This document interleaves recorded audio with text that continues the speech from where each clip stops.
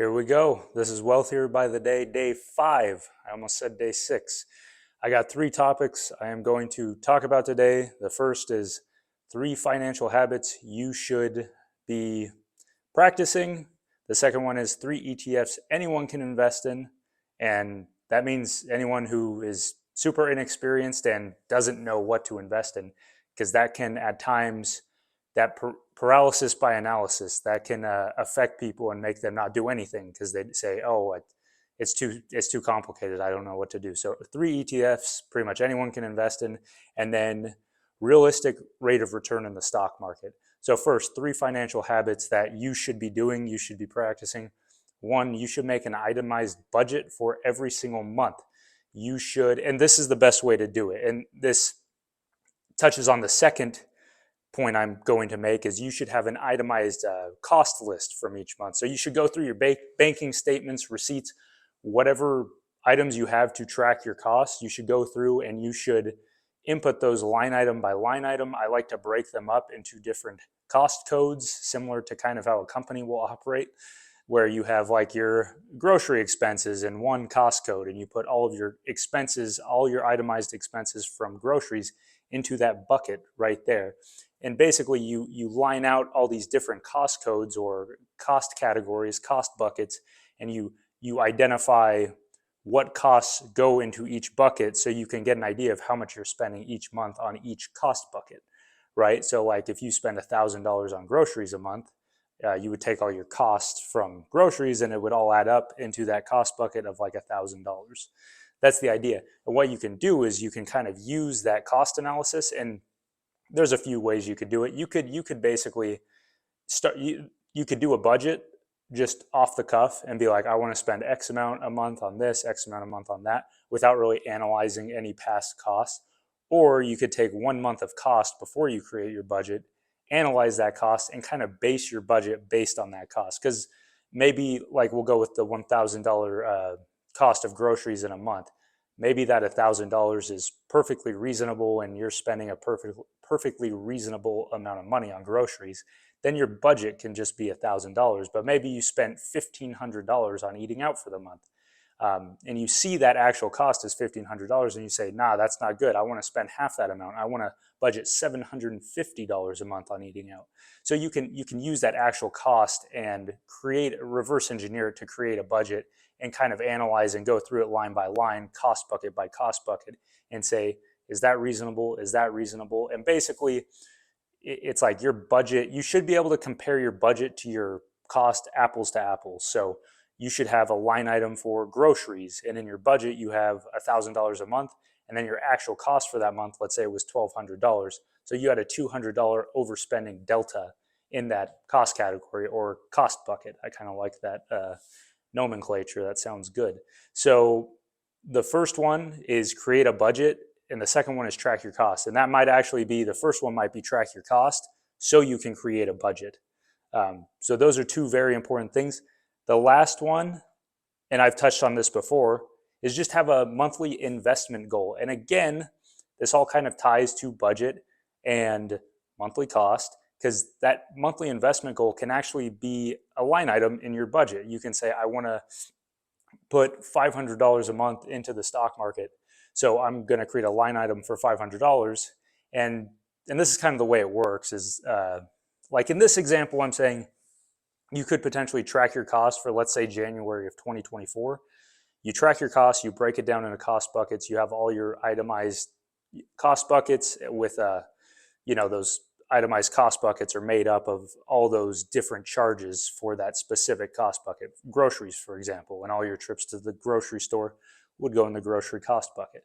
From there, you can create your budget for, let's say, February 2024. So you have a budget, you have actual for January 2024, then you have a budget for February of 2024 that you're making based off of this cost. And then from there, you would, once February 2024 is complete, you would take that actual cost in March and you would compare your budget to your actuals for February 2024. And from there, you can, again, figure out, I wanted to invest $500 in February 2024. Okay, I look at my bank statements. I actually invested $1,000. I was $500 over my goal. And here, maybe it's because we had a big delta here. We were able to save $500 in entertainment expenses or something, right? Where it's like that's a want, that's not really a need, and that's something it's a reoccurring theme in all these videos. Is you have your needs, like your kind of needs, and then your wants, right? So those three habits right there: budget, cost analysis, and investment goal. Those are three huge financial habits that can totally change the way you spend money, totally change your monthly expenses, and put you on the fast track to acquiring assets, building a huge investment portfolio, and potentially retiring early, right? Which is the goal for the vast majority of people who are young enough to have the thought of retiring early. If you're already, I'm sorry, but if you're already 50 and you haven't really thought about a lot of this stuff, unless you were an amazing saver and you made a ton of money and and you weren't really investing, like you're probably a little bit behind the eight ball. I mean, there's always time and effort to catch up. So, and no worries. It is what it is. Everyone has their own path, their own journey. So that's the first point right there. Those three financial habits, and work on it. Really, like if you're really gung ho, just create a budget out of scratch. Like you don't need your cost analysis from the previous month. Just do it. Just do it and do it every month and pay attention to it and give it energy and make it a part of your habits, your life. The second one is 3 ETFs anyone can invest in. ETFs are exchange traded funds. They're essentially index funds that trade like a stock. So an example of a ETF, and this is one of the examples on the list, is ticker symbol VOO.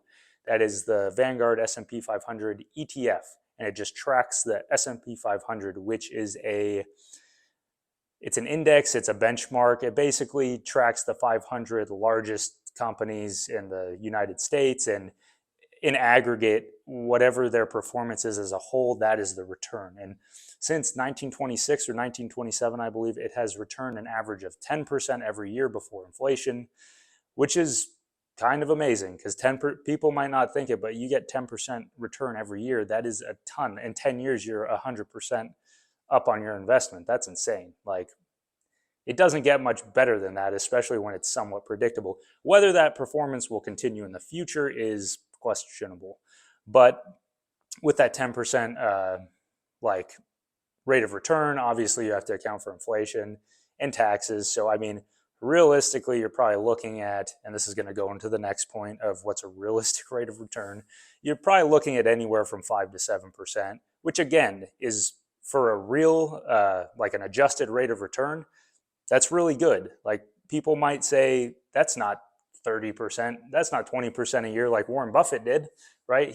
Warren Buffett averaged 20% a year, I think, since he started investing or something, or maybe when he started like professionally investing. Although in his early years, I mean, he was making like ridiculous returns. I don't quote me exactly, but I'm saying like 200% a year because he was buying very cheap, undervalued businesses that had extremely high book value compared to their share price value, and he was buying them and at times liquidating them and going and basically doing a hostile takeover of the company, right? Like kind of like what's his name, Ray Dalio, maybe I'm thinking of someone else, but anyways, 20% adjusted rate of return is for most people is just not going to be realistic unless you're the 0.0000000 to the 10 or whatever negative 10 exception, which you're not. I'm sorry, statistically speaking, you're not. I'm not.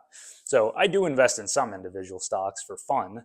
It's more like kind of a gamble, an educated gamble, in my opinion.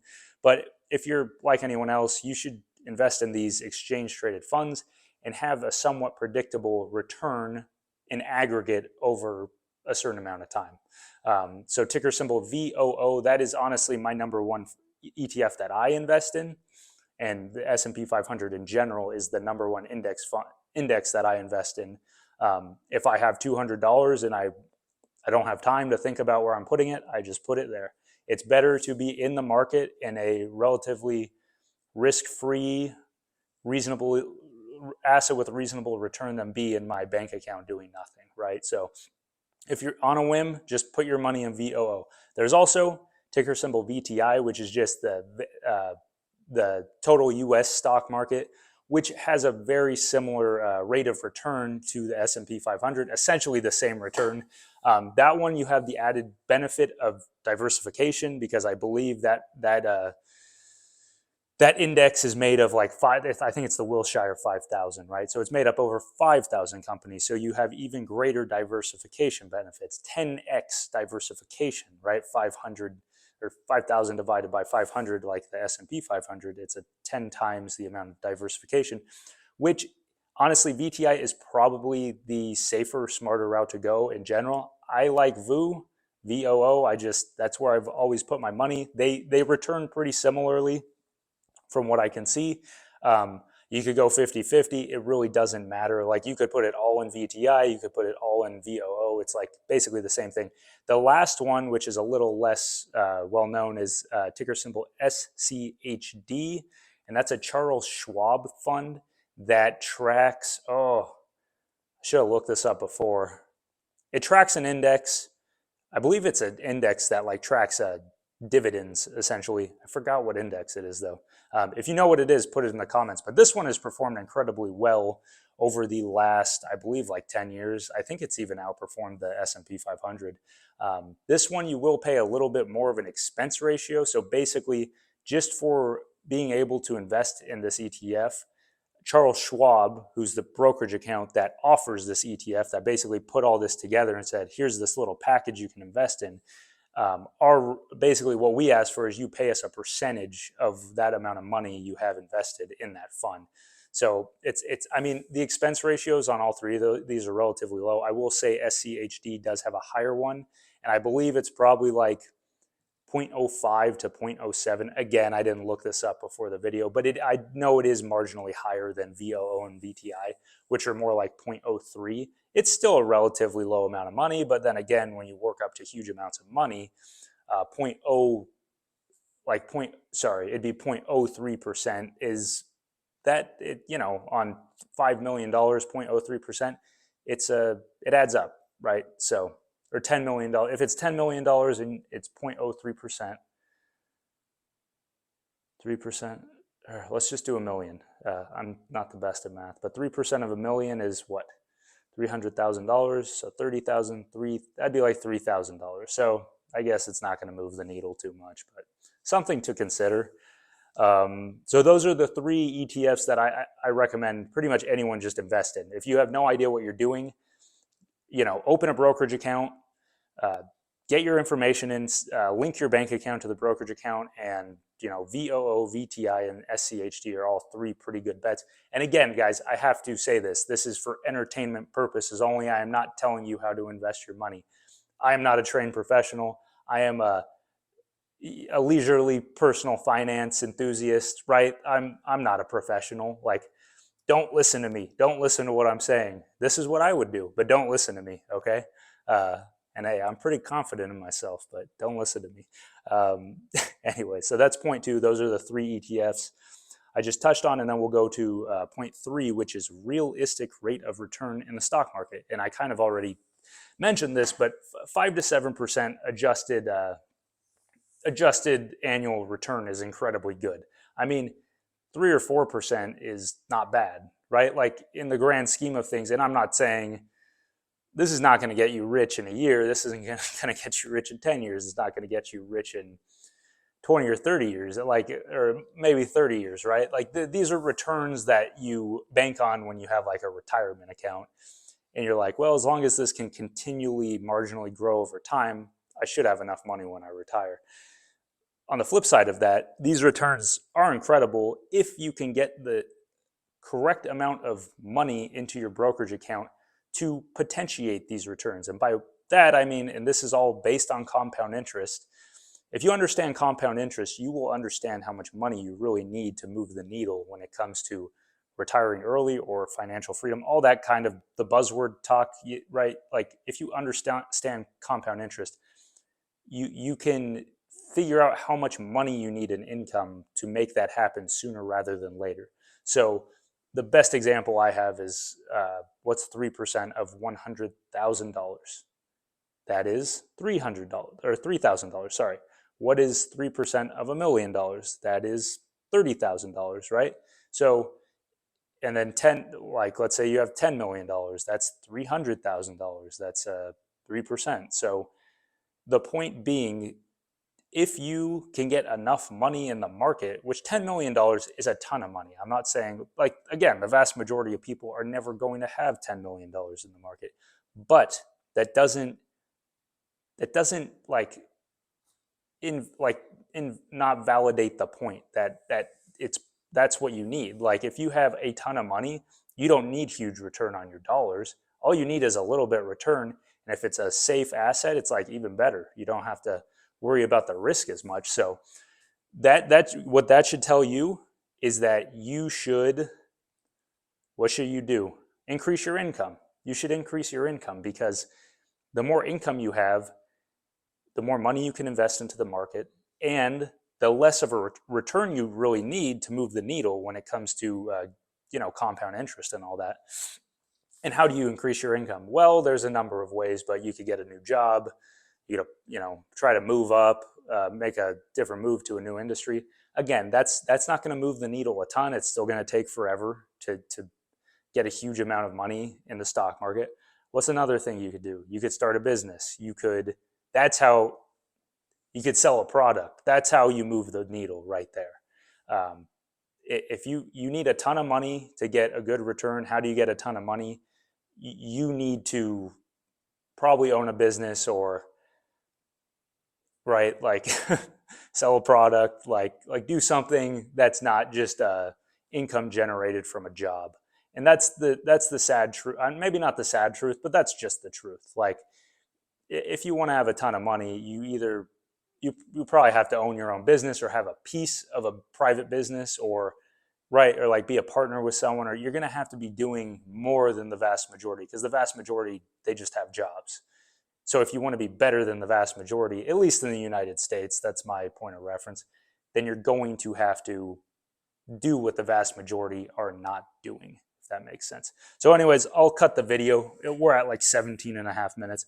So the 3 points of today were the 3 financial habits, which are create a budget, analyze your cost every month, and then set investment goals every month.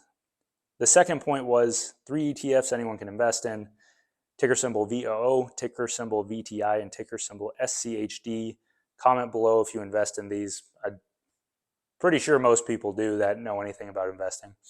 And then point number 3 was realistic rate of return in the stock market. We will say 5 to 7% is pretty good. And again, that's an aggregate. That's a 5%, let's say an average 5% return over the course of a decade. So 1 year you might be at 20%, 1 year you might be at negative 7%. It's an aggregate, so don't get too afraid of the highs and lows. So those were the 3 little tips, points, pieces of advice today. Remember, this is just for entertainment purposes. I'm not a financial professional. Do not take this as financial advice, even though I just said this was advice. It's not.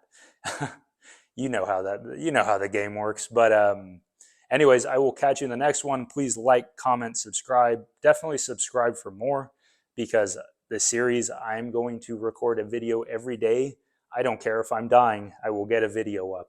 I'll find time to do it. I'm a pretty busy guy, but I'm trying to make this a priority, at least in my free time, because I want to see what happens with it, and I would like to share the knowledge, make people better at personal finance. It's really not that hard. So I will catch you in the next one. Peace.